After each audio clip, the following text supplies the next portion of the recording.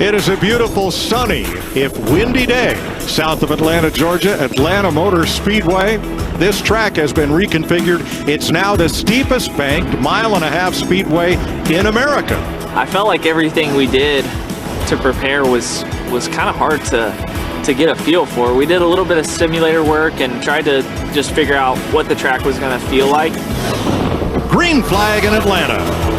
I felt like it was an aggressive Daytona. It's sort of packed racing, but the difference is with the corner entry and exits being so narrow that you end up with some bigger runs. Byron fights back now, hard to the bottom of the racetrack, and he'll slide up in front of Chastain. The end of stage one got crazy with the restart, some wrecks there, so just had to stay on top of it. But I felt like if we kept our car together all day, I just had a good feeling about what we could do. William Byron picks up his 10th career stage win.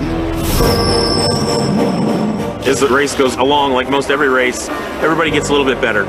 If you get back in traffic, it gets harder and harder to get back to the front. So had to be a little bit more patient. William Byron going it alone on the bottom side. That's not going to work. He's starting to back up spots. Made a move there without any help and fell back. But it was worth trying that because I felt like you learn from those things as the race goes, and you get a little bit better at kind of making sure you don't make those mistakes. This will end stage 2. It's a really long race, and you can't, overexert yourself too early in the race because it's so long and there's so many back and forth challenges. So I felt like we constantly kept ourselves in the game, but then stage 3, I knew I had to up my aggression level. William Byron has been out front in one stretch as long as anybody has today. I felt like we were in a good position. It just really was going to come down to 3 of us. I thought it was me, Bubba Wallace, and Ryan. Those two are good friends, so they're going to try to help each other. So just trying to manage our gaps, not get too far ahead, not let them get hooked together. Oh, he turns the 10. Caution. Your choice at the line. It's 23, 12, 43. Copy. We have analytics that tell us which lane retains the position the best, and they were pretty even. And then you don't know who's going to line up behind you. So, you're just you're doing the best you can, trying to figure out how to work together the best you can so you can both succeed. I'm not sure I picked the right lane all the time, but I was pretty committed to the bottom. It made sense to me why I was doing it, and for the most part it worked out, besides the last restart. I think the 12 is going to push this 23, Bubba Wallace, to the lead. Boom, there it is.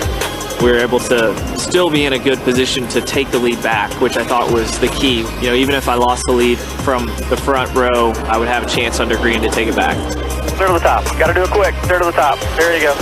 Man, going to be so hard to keep those guys behind you. All those guys are really aggressive, so you've got to be on your toes. You've got to anticipate their moves and then react. It was tough to manage that and make sure I stayed ahead of it. They're racing side by side. Perfect scenario for William Byron. Cover the top, cover the bottom, cover the bottom, cover the bottom. Byron top to bottom.